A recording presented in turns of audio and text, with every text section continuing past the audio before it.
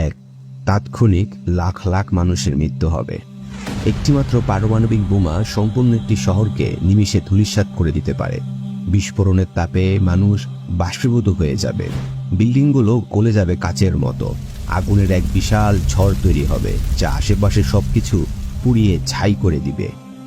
2, nuclear winter বা পারমাণবিক শীত শুরু হয়ে যাবে।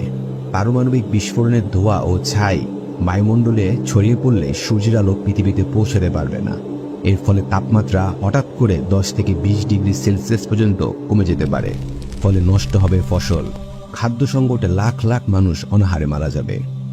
3, বিকলাঙ্গ প্রজন্ম তৈরি হবে। পারমাণবিক বিকিরণ জিনগত পরিবর্তন ঘটাতে পারে, যার ফলে জন্ম নেবে বিকলাঙ্গ শিশু। ক্যান্সার, লিউকেমিয়া ও অন্যান্য মরণব্যাধি রোগ ছড়িয়ে পড়বে প্রজন্মের পর প্রজন্ম। মাটি, পানি, বাতাস দূষিত হয়ে যাবে, ফলে বসবাসযোগ্য জমির পরিমাণ কমে আসবে। 4, আধুনিক বিশ্ব ফিরে যাবে অন্ধকার যুগে। ইলেকট্রিক গ্রিড, ইন্টারনেট, যোগাযোগ ব্যবস্থা ধ্বংসের শিকার হবে। হাসপাতাল, ব্যাংক, সরকারি ব্যবস্থা অকার্যকর হয়ে পড়বে। মানুষ বনে জঙ্গলে ফিরে যেতে বাধ্য হবে। খাদ্য ও পানির জন্য শুরু হবে চরম হানাহানি। 5, কেউ জিতবে না, সবাই হারবে। পারমাণবিক যুদ্ধে জেতার মতো কেউ থাকবে না। বিজয়ী ও পরাজিত সবাই ক্ষতিগ্রস্ত হবে।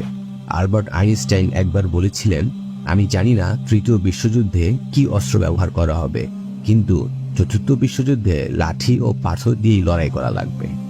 আল্লাহ তাআলা এমন ধ্বংসাত্মক ইতিহাসের সাক্ষী হওয়া থেকে আমাদের হেফাজত করুন। আমিন।